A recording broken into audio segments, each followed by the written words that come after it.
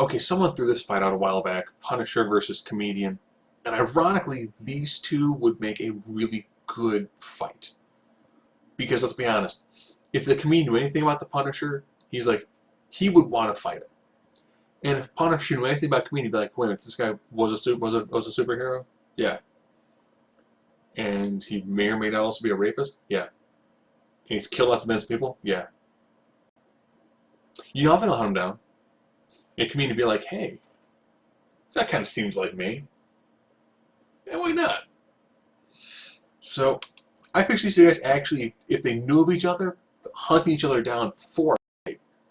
Now, of course, it was the 9 criteria: intelligence, viability, strength, speed. You can see all that. And as always, if it's 5 to 4, person with 5 more than likely is going to win. You can write scenarios where the person with 4 would win. If it's 6 to 3, or 7 to 2, 8 to 1, 9 to 0, as you get farther away from that midpoint, it starts to get a little bit more difficult to have some of these things actually fully map out. So we get started with this. Intelligence. I was trying to think this through from a different standpoint, because Comedian, initially I was going to do this from the movie standpoint, but he's barely in the movies and flashbacks. And I was like, well, how about from the books? In the books, he's barely in any books. So I was like, okay, does he come off having a true level tactical genius? Not as much. He seems very comfortable playing the political game and knowing the proper way to insert himself in the situation to give him the highest amount of benefit. But tactic, not so much. There's a lot more of the here's the fear of you know what I'm going to do to you versus a true tactical edge. Where when it comes to Punisher, he's actually a really solid tactician. He's a really good job when it comes to knowing what to do, where to strike. He's actually, when it comes to tactical skill, he's probably one of the better suited street level characters. Fighting ability. Both these guys are down and dirty scrapers. Both these guys have fought big scale war, they fought small scale war. Oh, this one's tough. Oh. Especially knowing that they're both really great hand-to-hand fighters. They're both great with knives, both great when it comes to small scale implements.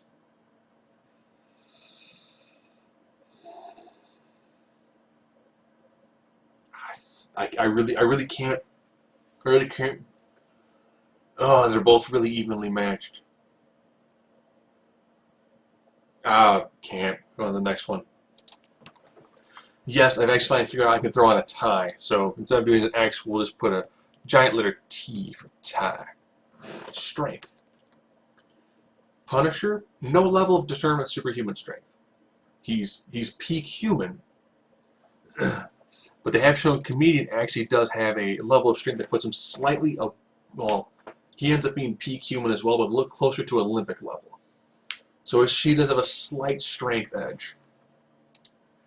And by slight, I mean we're talking if one guy's bench pressing 400 and the other one's doing 410. But an advantage is still an advantage.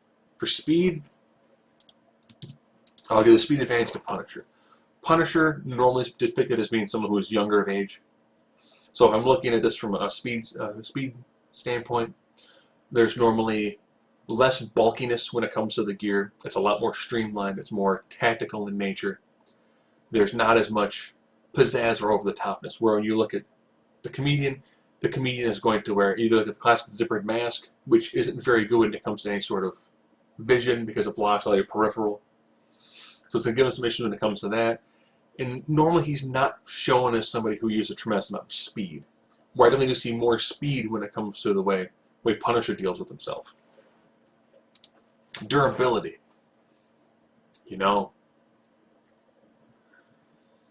Neither have a true superhuman level of durability, but I do have to give this one to Punisher. Even Wolverine has gone so far as to say the amount of abuse this man can take before he goes unconscious is ridiculous. He's about as far up on the human tree as you can be without breaking into superhuman level of durability. where you don't see that as much from Comedian. Comedian is much more of a, I'm going to show up, do my thing, and get out. He's normally never pressed for a really long-term series of combat. You could say that, of course, when he has his initial run-in against someone who is below superhuman, he gets trounced pretty easily. Where Punisher's held his own pretty well against people like Dakin. Of course, you know, his Wolverine-level style of healing factor, and even he marveled at how much physical abuse and torture and the amount of stamina that Frank Castle has. Invulnerability. One of the things I noticed when I came to the Comedian is a lot of use of leather. Leather, you know, maybe some slight things that help him repel, knife, but he's normally not so much considered bulletproof. You know, he's not wearing a higher amount of armor that you actually see more tactical weapon and armor when it comes to the use of Punisher. Energy projectiles. This one again I have to go with, I'm going to go with the tie. They both have a great skill when it comes to firearms. They both use flamethrowers, rocket launchers. If I'm removing the crazy over-the-topness that occasionally they've given Punisher when it comes to his level weaponry, yes, I know he's rated like a Skrull armory, and he's used something equivalent to a BFG. I'm aware that he's actually killed the Marvel Universe. And if anybody should, I think it should be him. But that's a lot of background, and that's a lot of... You know, he's not walking around with this BFG. You know, he's not walking around with like the Halo laser sword. Even though, let's be honest, if somebody in Marvel were to have it, it's either Punisher or Doom. Maybe Iron Man. Okay, versatility.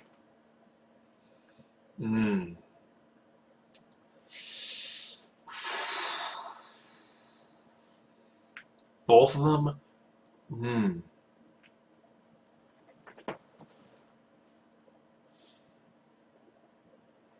Oh, this one's tough.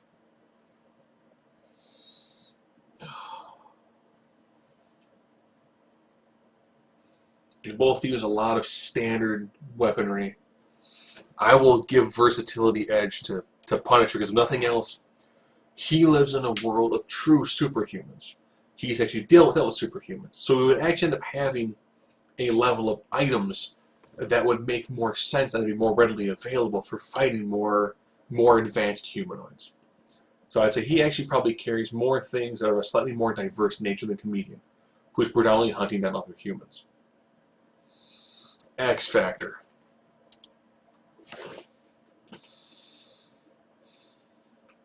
I will give X Factor actually to Comedian. You're probably thinking, why am I going to give X Factor to him? This is probably because when you've got two people who are both highly skilled, highly motivated, deadly humans, what's going to give Comedian an edge in this sort of thing is his gift of gab. He's going to be able to say the proper things to get under Punisher. Punisher, the moment that Punisher knows, oh, this guy's a rapist? Oh, okay. He's going to go a little bit harder at it. What's going to happen, this Comedian's pretty good at knowing how to push somebody's buttons. And Frank, while Frank is very good, he does have buttons that are easy to push. Comedian is a guy who very easily would talk about killing women, children. Doesn't matter to him. He did everything to get the job done. And he's known to do some more nefarious things. Things that if he talks those through during this fight with Punisher, it's going to make Punisher go a little bit faster, a little bit harder, a little bit more on edge. But looking at this, look at your X's. 1, 2 versus 1, 2, 3, 4, 5. Punisher is going to do a pretty easy job when it comes to dealing with the Comedian. I think Comedian's going to give him some issues, but at the end of the day, Punisher's going to view him like any other retrograde he's dealt with in the past. Someone who's got a criminal record, may or may not be considered a decorated war hero, but either way, Punisher's going to take him down. And of course, that then therefore means that the Skull takes on the smiley face.